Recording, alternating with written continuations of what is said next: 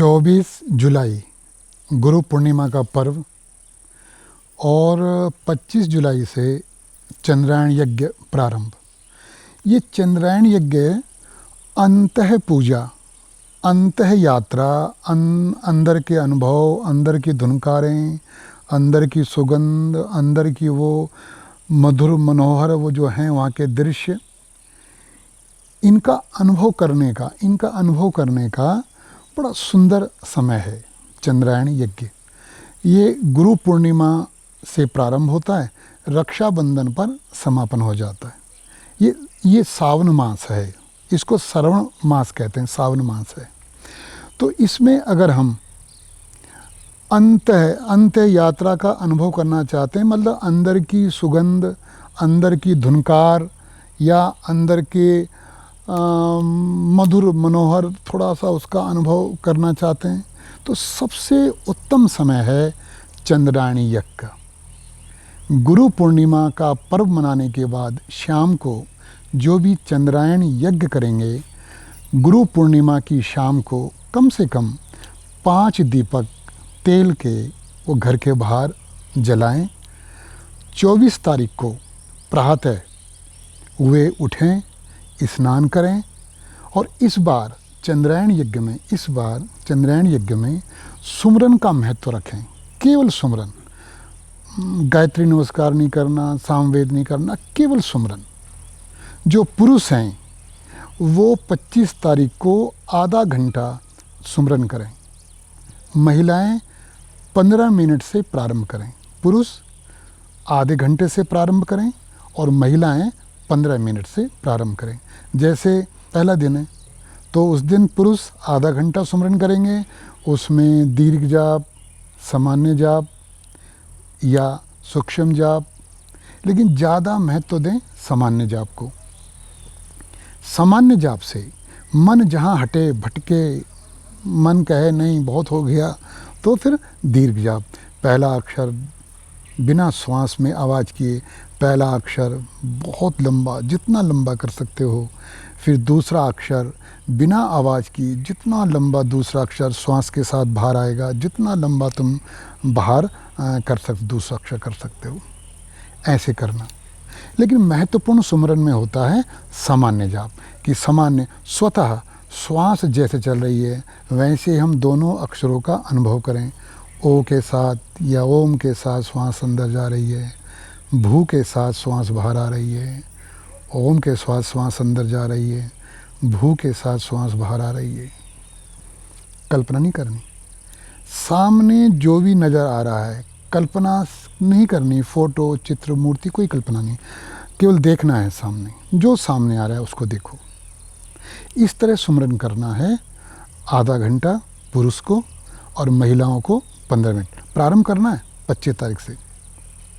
और ग्रास, जो टुकड़े खाएंगे, वे जो अनाज खाएंगे, जो भोजन करेंगे, वो करेंगे 14 टुकड़े, 14 ग्रास मतलब टुकड़े, 14 टुकड़े 25 तारीख को वे प्रारंभ करेंगे।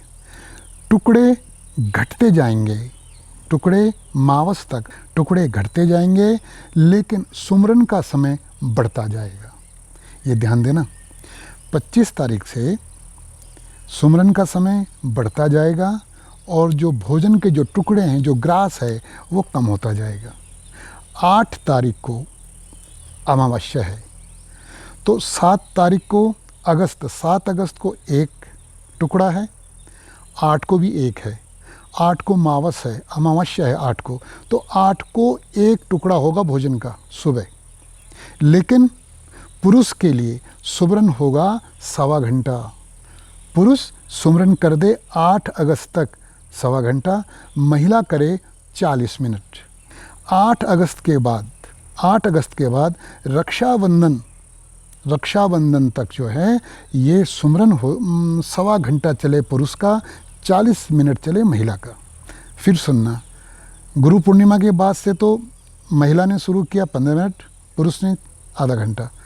8 अगस्त को मावस के दिन महिला हो गई 40 मिनट, पुरुष हो गए 1.25 घंटा। लेकिन रक्षाबंधन की पूर्णिमा जब समापन होगा तो वहाँ भी 1.25 घंटा पुरुष चले सुमरन के साथ और महिला 40 मिनट चले। सुमरन के साथ समापन तक। भोजन सूर्य उदय के 2.5 घंटे तक तुम ग्रास ले सकते हो, भोजन ले सकते हो। ग्रास में माना जाएगा अन्न और दाल। अन्न और दाल, जितनी भी दालें हैं वो ग्रास में मानी जाएंगी, भोजन में मानी जाएंगी। लेकिन जैसे पनीर, फल, मशरूम और सब्जियां, ये ग्रास में नहीं। ये तुम कितने ही ले सकते हो 2.5 घंटे के अंदर अंदर। सूर्य उदय के 2.5 घंटे बाद तक तुम इसको कितना भी ले सकते हो। पनीर तुम कितना भी ले सकते हो अपनी सामर्थ्य के अनुसार, मशरूम, फल, सब्जियां। 2.5 घंटे के बाद फिर घूंट होगा। तुम फिर दिन भर घूंट लोगे तुम स्वेच्छा से, लेकिन घूंट होनी चाहिए पतली। खिचड़ी की घूंट हो, दलिया हो या मैंगो शेक हो, दिन में घूंट ले सकते हो। लेकिन घूंट जितना पतला होगा उतने ही अंत्य पूजा में असर आएगा। घूंट पतली होनी चाहिए। शाम को सूरज अस्त से 1.25 घंटा पहले और 1.25 घंटा बाद तक तुम ग्रास ले सकते हो, भोजन ले सकते हो। जैसे 14 ग्रास हैं 25 तारीख को, तो शाम को भी 14 ग्रास हैं, शाम को भी 14 ग्रास हैं। जितना टुकड़ा पहले दिन होगा उतना ही टुकड़ा 8 तारीख को भी 8 तारीख को होना चाहिए। ऐसे नहीं टुकड़े घटते गए तो उनका साइज बढ़ता गया, ऐसा ना हो। जैसा तुमने 25 तारीख को, जैसे इस बार जैसे 25 जुलाई को जो जितना बड़े टुकड़े से तुम 14 ग्रास लोगे, 14 टुकड़े लोगे, वही टुकड़ा एक टुकड़ा तुम 7 और 8 तारीख को लोगे, तो उतना ही बड़ा होना चाहिए। शाम को सूर्य अस्त से 1.25 घंटा पहले और 1.25 घंटा बाद तक तुम भोजन कर सकते हो, मतलब ग्रास ले सकते हो। फिर मैं कह रहा हूँ, भोजन के साथ, ग्रास के साथ, टुकड़ों के साथ गिनती पनीर की नहीं होगी, सब्जी की नहीं होगी, फल की नहीं होगी। गिनती अन्न की होगी और दाल की होगी। सुबह हम प्रातःकाल जो सुमरन करेंगे वो अकाल पुरुष के निमित्त होगा।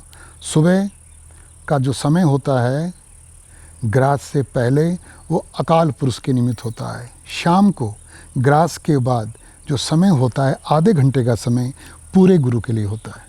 इसलिए ग्रास लेने के बाद, शाम को ग्रास लेने के बाद 5 दीपक, कम से कम 5 दीपक घर के बाहर जलाएं और आधा घंटा पूरे गुरु की वंदना, पूरे गुरु का भजन, पूरे गुरु का कीर्तन, कम से कम आधा घंटा पूरे गुरु का ध्यान करते हुए, पूरे गुरु का चित्र लगाकर ध्यान करते हुए, पूरे गुरु के निमित्त हो वो शाम को आधा घंटा।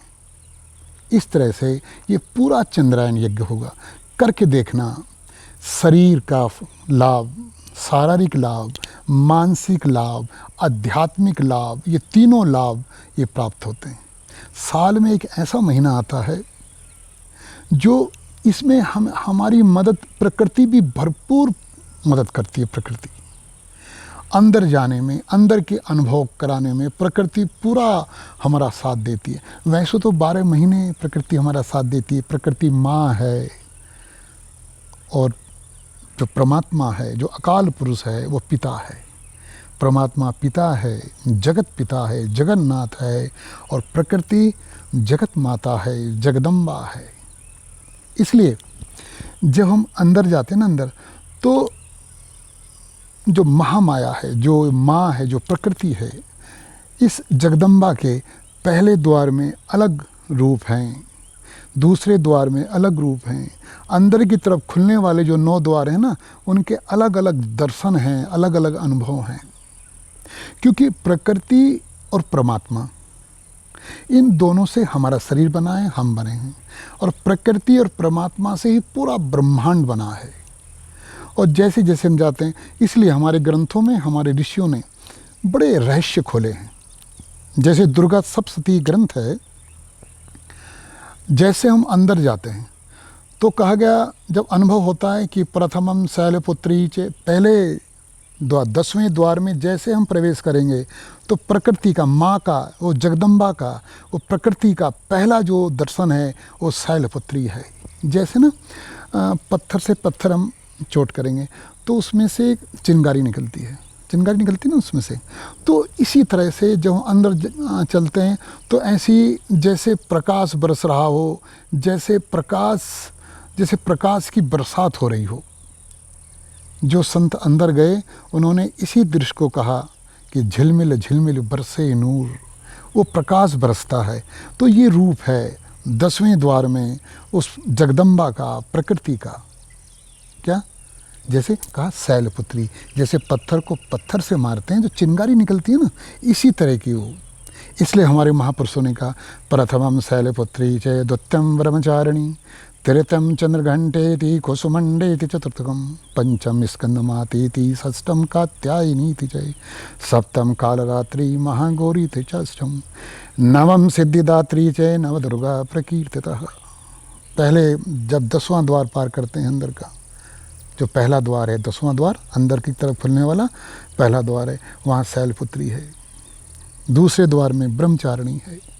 तीसरे द्वार में चंद्रघंटा। क्या गजब अनुभव हमारे महापुरुषों ने सुंदर ये अनुभव बताया, भार लिखा।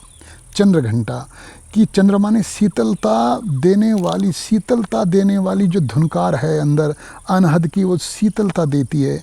वो अंदर के तरफ खुलने वाले तीसरे द्वार, और पूरे द्वार गिने तो अंदर का 12वां द्वार जहाँ इंगला पिंगला सुषुम्ना का संगम होता है, वहाँ पर वो चंद्रघंटा।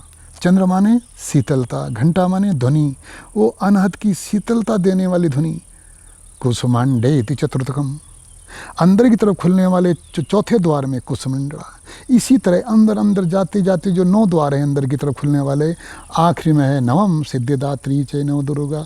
वहाँ पर प्रकृति परमात्मा मिल जाते हैं, दोनों एक हैं, मिल जाते हैं। प्रकृति परमात्मा हम सब मिल जाते हैं। ये अंदर की यात्रा है, बहुत गजब अजब अंदर की यात्रा है। इसलिए चंद्रायण यज्ञ बहुत महत्वपूर्ण है।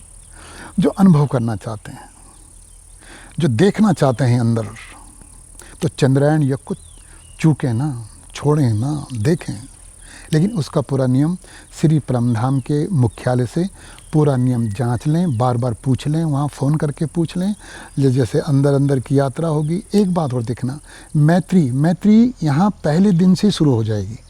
25 तारीख से ही मैत्री शुरू हो जाएगी। मैत्री का मतलब जो चंद्रायण यज्ञ कर रहे हैं उन्हें अपने घर में बुलाओ। अगर ग्रास के समय बुलाते हो, भोजन के समय बुलाते हो, उनको भी कराओ। या घूंट के समय बुलाते हो, जब दिन में घूंट चलती है ना, मैंगो शेक या कुछ और जो घूंट चलती है उसमें बुलाओ। साथ में बैठो, एक साथ घूंट लो, बहुत पुण्य है। अंदर जाने में आसानी होगी। या जो सबको नहीं बुला सकता, आर्थिक हालत कमज़ोर है, तो जो तुम्हारे पड़ोस में चंद्रायण यज्ञ कर रहा है उसकी आर्थिक हालत कमज़ोर है, तो उसके घर में पनीर, मशरूम, फल, दूध, दही ये पहुंचा दो, तुम्हारी मैत्री मानी जाएगी। चंद्रायण यज्ञ में मैत्री का भी बहुत महत्व है। मैत्री का भी बहुत महत्व है। ये मैत्री पहले दिन से शुरू हो जाती है और आखिरी दिन तक मैत्री रहती है। मैत्री से अंदर जाने में आसानी होती है। जो अंदर बैठा है ना, वो अकाल पुरुष परमात्मा अंदर बैठा है, वो सब देख रहा है। प्रकृति बाहर है, ये सब देख रही है। इसलिए चंद्रायण यज्ञ का हम प्रतीक्षा करते हैं। चंद्रायण की साल भर प्रतीक्षा करते हैं। बहुत हर्ष मनाने का समय है चंद्रायण यज्ञ। गुरु पूर्णिमा में पूरे गुरु की पूजा होती है, पूरे दिल से पूजा होती है। उनका भावातीत पूजन होता है। उन्हें स्नान कराया जाता है गुरु पूर्णिमा को, पूरे गुरु को। उनके चरणों की वंदना की जाती है, उन्हें भोग लगाया जाता है। अगले दिन फिर चंद्रायण यज्ञ प्रारंभ हो जाता है। चंद्रायण यज्ञ में मैं फिर कह रहा हूँ, प्रातः काल तो अकाल पुरुष की पूजा होती है। अकाल पुरुष को समय दिया जाता है सुमरन करके। शाम के समय पूरे गुरु को समय दिया जाता है।